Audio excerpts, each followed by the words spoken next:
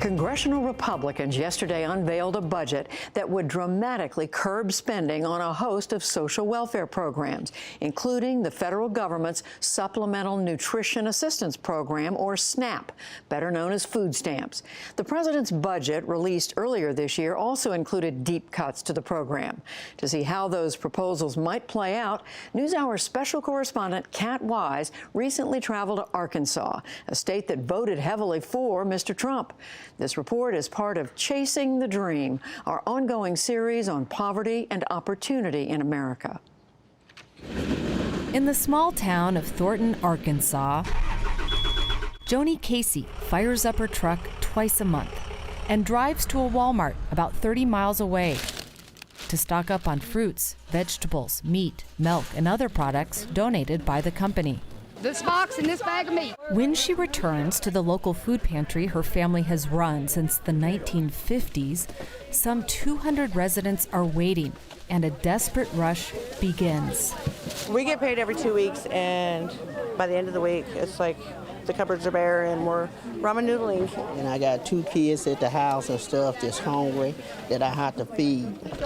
Miss Casey, as she's known here, says the number of people she serves each month has nearly doubled in the past year and a half, from 350 to 650, even as the state's economy has improved. We see no employment, no grocery stores, no gas stores. Mostly the families are generationally poor and they can't move. They don't have the money to move or anywhere to go to move. The day we visited, Brittany Williams came to Miss Casey's with her 2 young daughters. At mid-month, she's already run out of the $231 a month she receives in food stamps, or SNAP, the federal government's Supplemental Nutrition Assistance Program for the poor. I'm out of food stamps within 2 weeks, and that's another 2 weeks, week and a half, 2 weeks, that I'm sitting here, well, how am I going to feed my kids? You know, what am I going to do next? Am I going to have to beg people for food or go to Miss Casey? Or what if Miss Casey don't come back to me in time and I run out? Brittany's husband, Daryl, works full-time as a security guard at the local sawmill, making $11 an hour. He says the family's bills have been piling up for months and that they're now facing eviction. I've got a truck payment outside. I've got all the utilities in here. After buying pull-ups and wipes for them included, I've got maybe $50 to $100 left a month, and that's got to go in for gas so I can get back and forth to work for the next 2 weeks. To qualify for food stamps, a family of 4 in Arkansas must make less than $32,000 a year. Last year, 14% of the state's population was on SNAP, or about 426,000 people. That percentage mirrors the national picture. In 2016, 44 million Americans were on SNAP, receiving an average benefit of $126 per person per month, or about $1.40 a meal.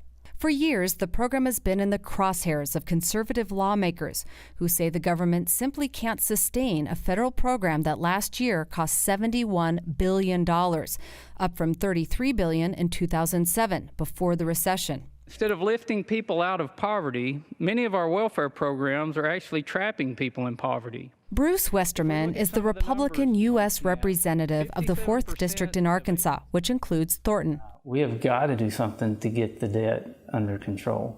It's either do it the easy way now, which may not seem easy to some, or have the whole thing come crashing down and not be able to provide SNAP or Medicare or Medicaid or anything to anyone because we're in a financial crisis.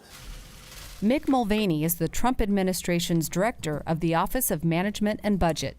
We're no longer going to measure compassion by the number of programs or the number of people on those programs, but by the number of people we help get off of those programs. In May, the White House presented its budget, which aimed to slash federal spending by $3.6 trillion over the next decade.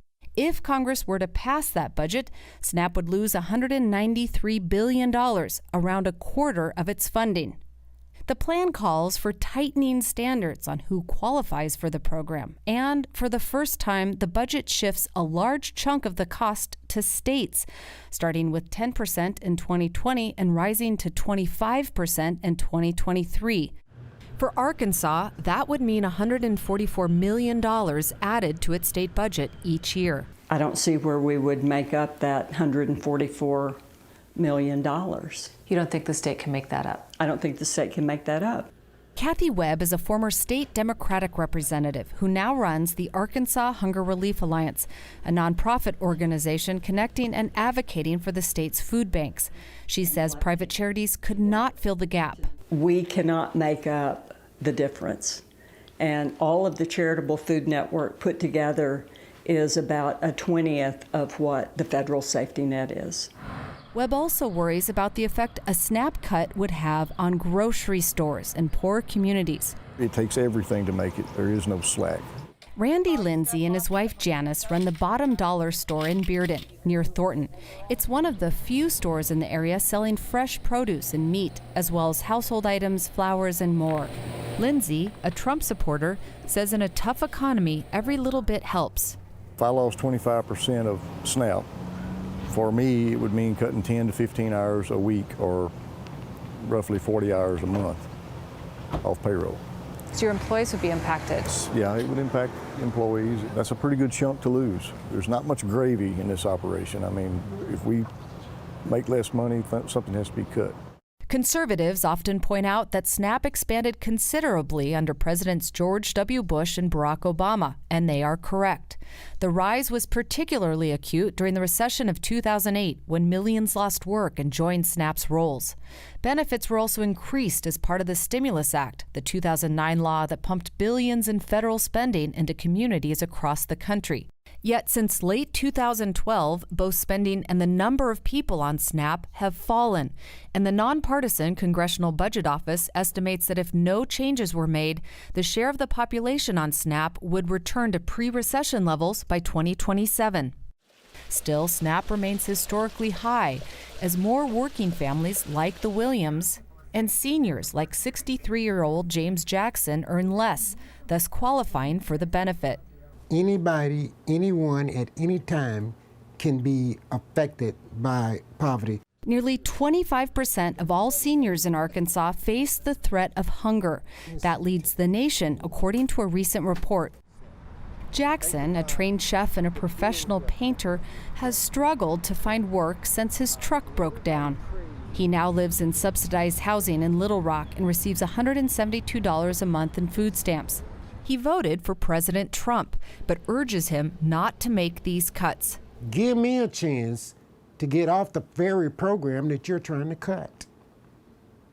I want to get off. But if you take away my ability to get off, what can I do? In the long run, it's more economic opportunities rather than government assistance that Congressman Westerman says will best help the people of his state.